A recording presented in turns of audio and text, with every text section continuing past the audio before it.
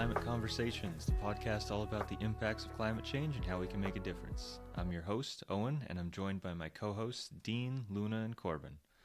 Unfortunately, our planned guest for this episode, Dale, was unable to join us this time around. We hope to have him on next week. So, on this episode, we'll be talking about the effects of climate change on agriculture, food security, and droughts and water access. But first, let's begin with the Climate Bites.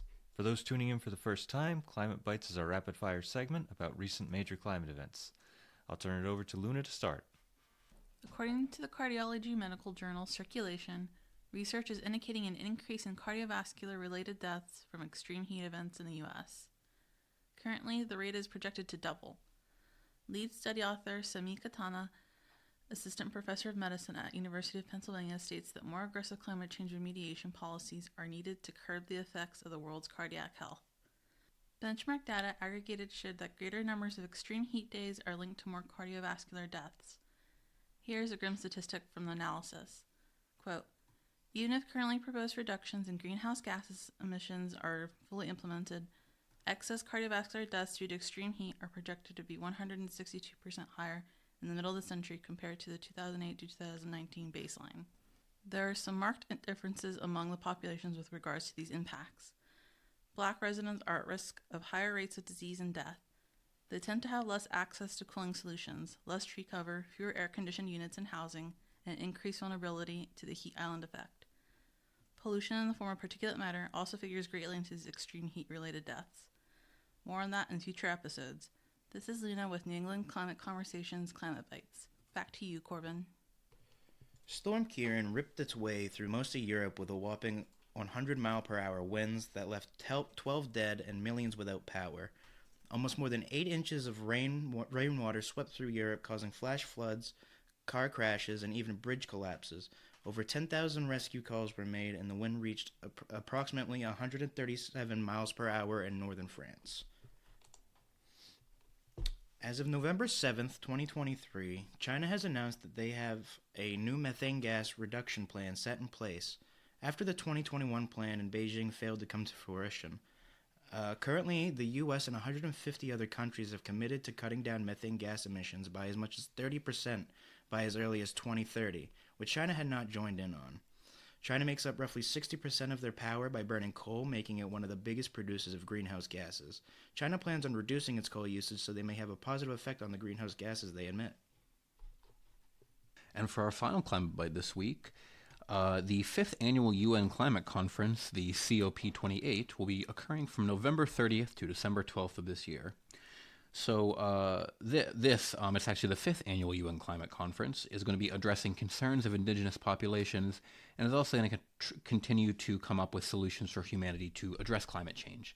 They're going to be focusing on 4 paradigm shifts: fast-tracking the energy transition and slashing emissions before 2030, transforming climate finance by delivering on old promises and setting the framework for a new deal on finance, putting nature, people, lives, and livelihoods at the heart of climate action, and mobilizing the most inclusive COP ever.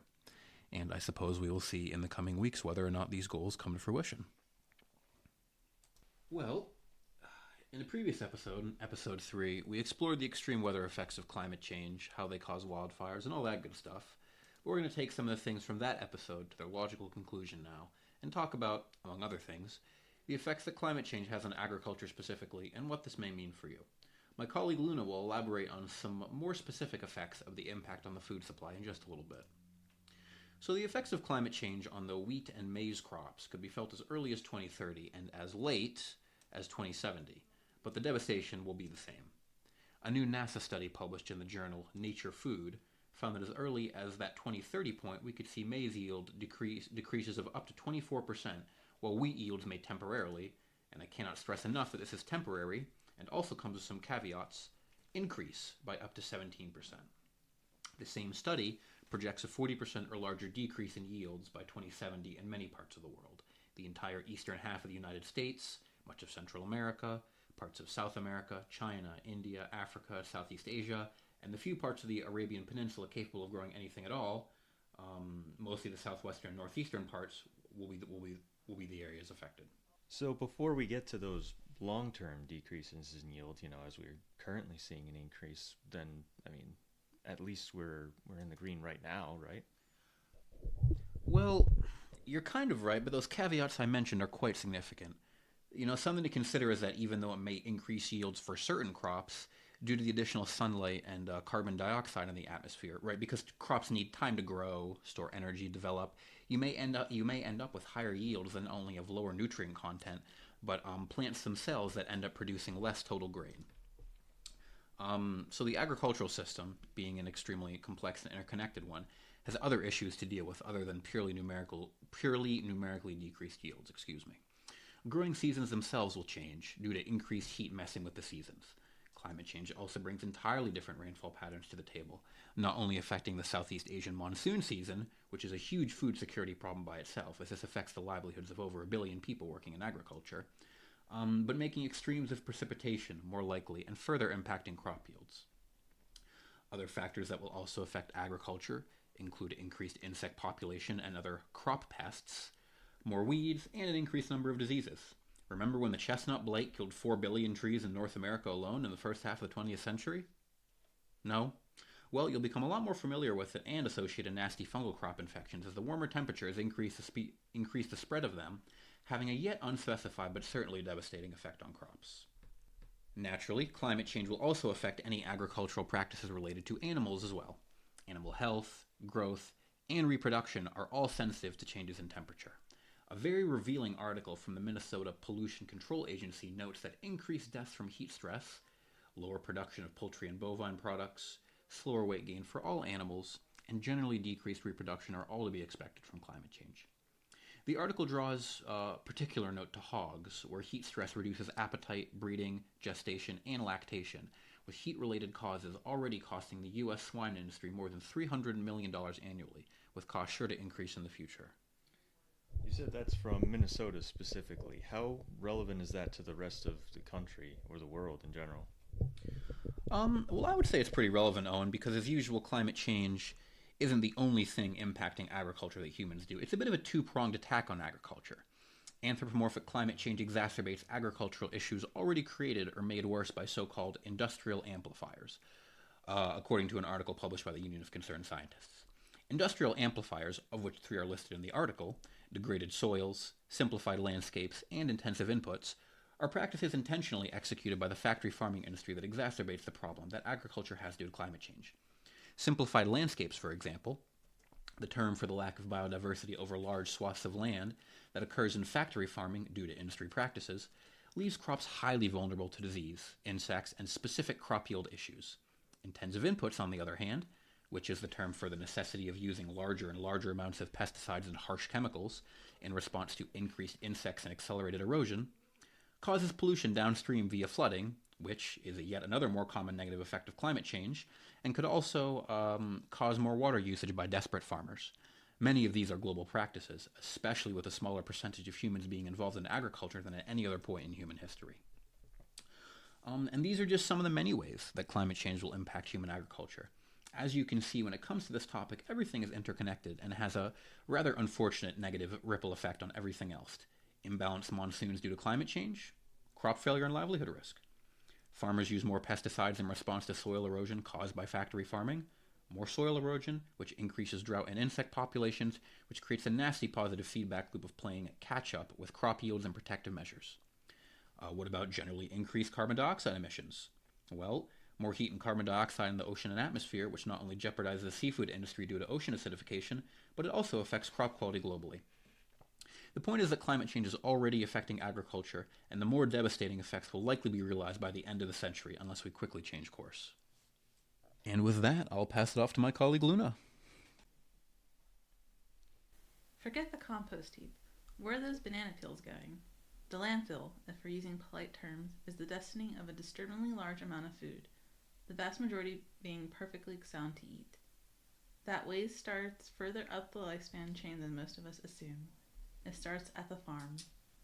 Most of us think about restaurants and grocery stores flinging pallets of bread into dumpsters one day after that arbitrary sell-by date.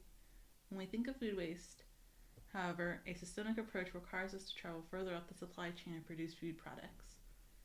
Right at the point of sale, 45% of food goes uneaten. In the worst case, envision coming back from the grocery store and immediately throwing away almost half of what you just purchased right into the trash. Let's step back and take a brief look at how much is lost before transport vehicles even leave the farm. Market conditions can make it so that farmers see no incentive to continue passing through fields and orchards to harvest additional food. Labor shortages, reducing the amount of manpower put to work, result in more food being unpicked, which fuels a feedback loop of profit loss and unwillingness to revise labor and environmental goodness practices. In a later episode, I will be uncovering global markets as they contribute to food waste and climate change, as this segment of food production is a massive entanglement of mismanagement and antipathy towards life. So, how much waste are we looking at, Luna? The Environmental Protection Agency estimated that each year U.S. food loss and waste exceeds more than 170 million metric tons of carbon dioxide equivalent GHG emissions, rivaling that to the emissions of 42 coal-fired power plants. That's not including the methane emissions decomposing in landfills, everyone. So we're looking at a massive and largely unseen problem if we're focused on the stuff we see in dumpsters behind the Dunkin'. Keep in mind, it's not just having enough food, but ensuring that food satisfies that person's health needs. Food security is just one moving part of this conundrum. One estimate from the Harvard School of Public Health puts the amount of produce food product going uneaten at 40%. Uneaten food in the U.S. can feed more than 150 million people a year, far exceeding the amount of food insecure persons, estimated at 35 million individuals. Since Maine holds the largest share of food insecurity, the rest of this piece will highlight the state's food insecurity landscape, and shortly after, some community-based initiatives in place for remediation. And now for some numbers to put the problem into perspective. More than 200,000 Mainers are food insecure, putting the state at an unhappy first place in the region's food security ranking. More than 1 in 5 children in Maine are food insecure. More of Maine's residents are eligible for SNAP benefits than any other part of New England. Piscataquis County, Maine has the highest child food insecurity rate, 28%, as well as the highest child poverty rate, 30%. Many jobs, those that came back after the pandemic anyway, were replaced with lower wage and inconsistent job security.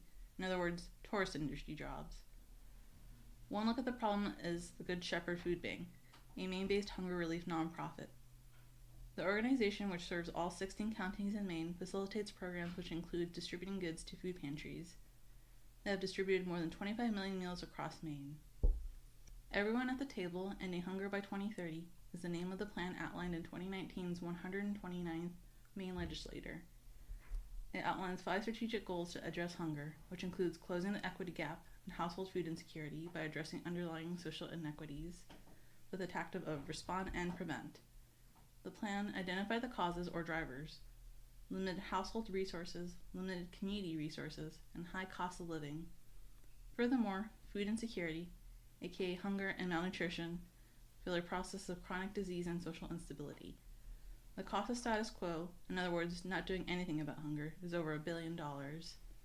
The plan rightfully identifies that charitable work can only temporarily fulfill a widening gap between food supply and food need, thus suggesting more change is needed across all levels of human society to address the pervasive problem of food insecurity.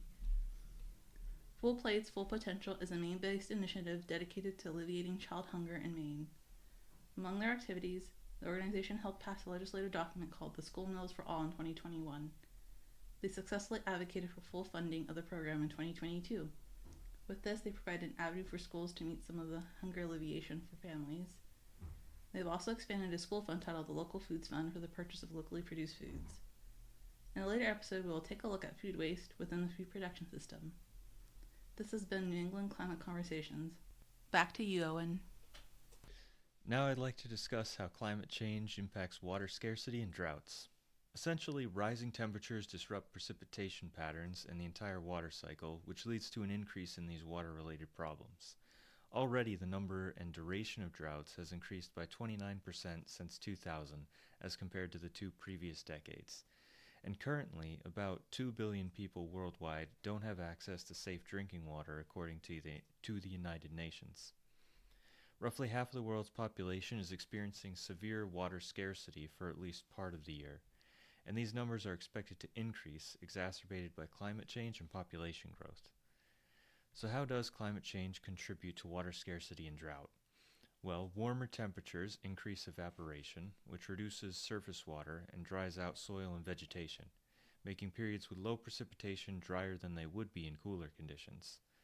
In fact, in the past 20 years, terrestrial water storage, that's the summation of all water on the land surface and in the subsurface, including soil moisture, snow, and ice, has dropped at a rate of about 1 centimeter per year. Climate change is also altering the timing of water availability. Warmer winter temperatures are causing less precipitation to fall as snow in the northern hemisphere.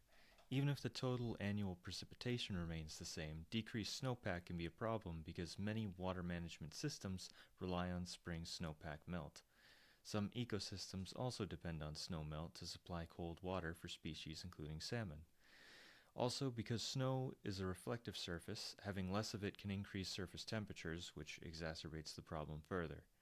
Some climate models find that warming increases precipitation variability, meaning that there will be more periods of both extreme precipitation and drought. This creates the need for expanded water storage during drought years and increased risk of flooding and dam failure during periods of high precipitation. Climate change is making certain regions drier as well. For example, the southwestern United States has already seen a decrease in annual precipitation since the beginning of the 20th century, and that trend is expected to continue. Estimates of future changes in seasonal or annual precipitation in a particular location are less certain than estimates of future warming and are active areas of research. However, on the global scale, scientists are confident that relatively wet places, such as the tropics and higher latitudes, will get wetter, while relatively dry places in the subtropics, where most deserts are located, will become even drier. In some areas, droughts can continue as a result of a cycle in which very dry soils and diminished plant cover absorb more solar radiation and heat up, encouraging the formation of high-pressure systems which further suppress rainfall, leading an already dry area to become even drier. The problem of water scarcity will increase considerably in the coming decades. The global urban population facing water scarcity is projected to double from 930 million in 2016 to between 1.7 and 2.4 billion people in 2050, according to a report published earlier this year by UNESCO. That's the United Nations Educational, Scientific, and Cultural Organization. While a shortage of clean drinking water is the most obvious and immediate threat to human health, this is only one of many potential consequences of water scarcity. Diminished flows in rivers and streams can increase the concentration of harmful pollutants. When waterways run dry, animals may be forced to seek out drinking water from places where people live, bringing with them any disease-carrying insects they host. Drought can increase the risk of wildfires and dust storms that may lead to pulmonary irritation. Having insufficient water for sanitation and hand washing also increases the spread of respiratory and gastrointestinal illnesses. Food safety can be affected too. When soils dry out and become compacted, it's more likely that rain will run off the surface and carry contaminants to crops instead of soaking into the ground. There are a number of ways to mitigate the problem of water scarcity, including protecting natural barriers to flooding, extreme weather events, and erosion, harvesting rainwater in regions with uneven rainfall distribution, climate-smart agriculture practices such as drip irrigation, reducing post-harvest losses and food waste, and transforming waste into a source of nutrients or biofuels biogas, and reusing safely managed wastewater for irrigation and industrial and municipal purposes. Making use of these and other water use strategies will be necessary to minimize the damage caused by water stress going forward. That's all for this week's episode. Thank you to everyone for tuning in. If you enjoyed this episode, please leave a review on your favorite social media platform and share it with your friends. Also, if there are any topics you would like us to cover in the future, feel free to reach out via social media or leave a comment on our YouTube channel. Join us next week when we'll be talking about walkability and public transportation in Down East Maine. As mentioned at the beginning of this episode, since our interviewee was unable to make it this week, next week's episode will include an interview with Down East Community Partners Director of Housing Services, Dale Basher. Dale is a veteran in the construction industry and a member of the Maine Climate Council who has some valuable insights about the state of infrastructure in Down East Maine. Thanks again for listening and see you next time.